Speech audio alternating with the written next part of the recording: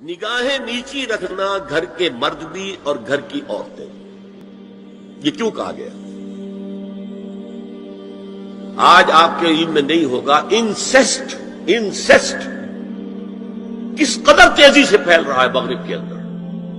Insist کہتے ہیں باپ کا اپنی بیٹی سے ملوث ہو جانا، ماں کا اپنے بیٹے سے ملوث ہو جانا، بہن بھائیوں کا آپس میں زناکاری کرنا، یہ انسیسٹ کہلاتا ہے۔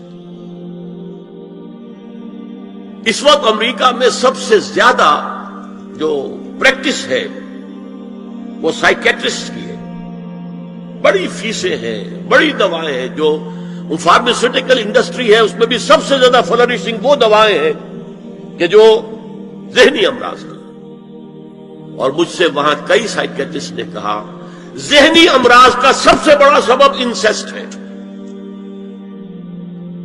بیٹی سے زنا کیا ہے باپ نے، بیٹی کے دل پر جو داغ لگ گیا ہے اس کا دماغی توازن ٹھیک نہیں رہتا۔ بہن سے زنا کیا بھائی نے، اور یہ نہ سمجھیے کہ آپ کے ہاں نہیں ہو رہا، یہ وبا آ چکی ہے۔ کہیں آپ نے اخبار میں پڑھا ہوگا بیٹی نے جا کر کھانے میں خبر دی ہے کہ باپ نے میرے ساتھ یہ حرکت کی۔ یہ ساری چیزیں آج ہو رہی ہیں ہمارے یہاں، اس لیے کہ جب زنا کے جو دواعی ہیں، داعیات ہیں، جو زنا کی ترغیب ہے وہ پھیلی ہوئی ہوگی، عام ہوگی، تو راستے نکالے گا۔ گھروں میں مرد بھی اپنی نگاہیں نیچی رکھیں۔ کیا مطلب؟ باپ بھی اپنی بیٹی کو گھور کر نہ دیکھے، بیٹی بیٹی ہے، لڑکی ہے۔ جوان بھائی بھی اپنی جوان بہن کو گھور کر نہ دیکھے۔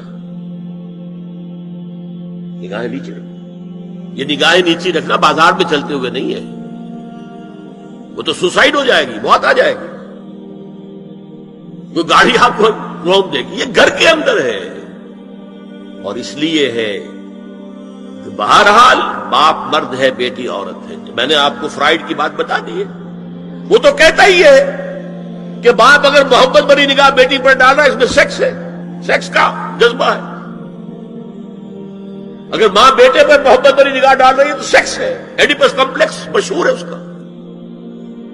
لیکن اپنی جگہ یہ ہے کہ باپ مرد ہے، بیٹی عورت ہے، بھائی مرد ہے، بہن عورت۔ لہذا گھروں کے اندر بھی اپنی نگاہوں کو نیچا رکھو۔ میں آپ کو قول سنا چکا ہوں مولانا فراہی کا۔